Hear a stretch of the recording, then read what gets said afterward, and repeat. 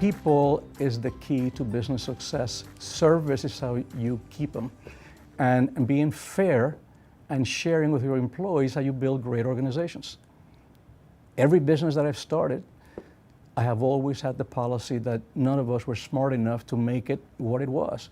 So I've always taken 10% of the profits that were my share and distributed to the employees. As of today, we have given out over $200 million for drivers, file clerks, receptionists, and it's a good business practice. Because when I start something new, I don't have to advertise. People remember. You treated them with respect, and you gave them something that almost no one else would do. I did not go to college doesn't mean that I'm not culturally educated. I read 2 to 3 books a week. I love history. I love biographies. Don't waste too much time on fiction. I travel a great deal. But my business concepts have always been listen to the guys that are around me. Big companies normally are not good at growing. They have to grow by acquisitions.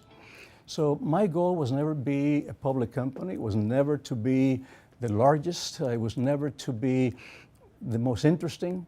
It was always to be the one with the highest customer service and the one with a good financial performance year after year.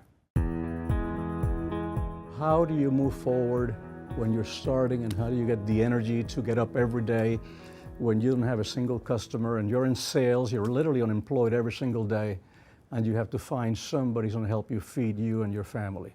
How do you do that? One of them, you learn to accept no and rejection. Being a salesperson is some of the best training anyone could ever have. I have a good friend that became ill 2 days ago, and he happens to be the former president of Israel. He had a brain hemorrhage. How did I, a sales guy from Miami, from a little town in Cuba, get to meet Shimon Peres? It's about relationships.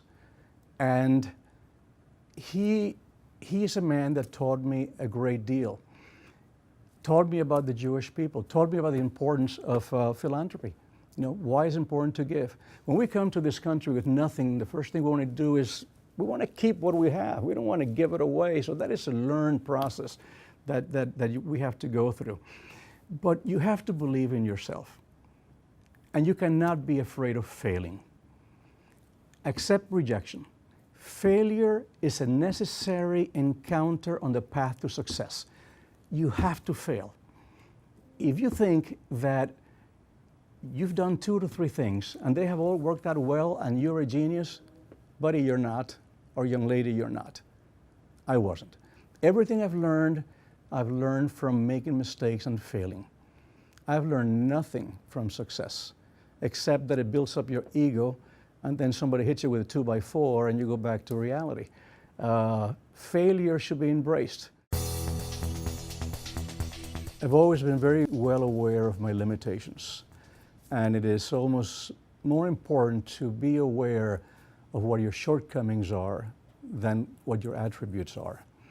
If you start believing your own PR, if you start believing that you are as good as golden, you might as well just hang it up, because opportunities they start to disappear on you. And people don't really like to be with someone who thinks they know it all. So I normally like to be the dumbest guy in the room, and I normally achieve that. Most of the folks that I work with are a lot smarter than I am. I'm a realist. I know that I can get hit by a car tomorrow. So therefore, I'm not going to plan beyond a period in which I can reasonably expect some results. If I give somebody a month to paint my house, I'll guarantee you they will not wait. They will wait until the 3 days before the end of the month to go back and look as to what needs to be redone. But if I give them a week, I know they cannot do it, but within 2 to 3 days, they're going to go back and check. And I apply that concept to my businesses also. We have 7-day plans, and we have never met our goals. Failed every time. So we do a little better the next time around.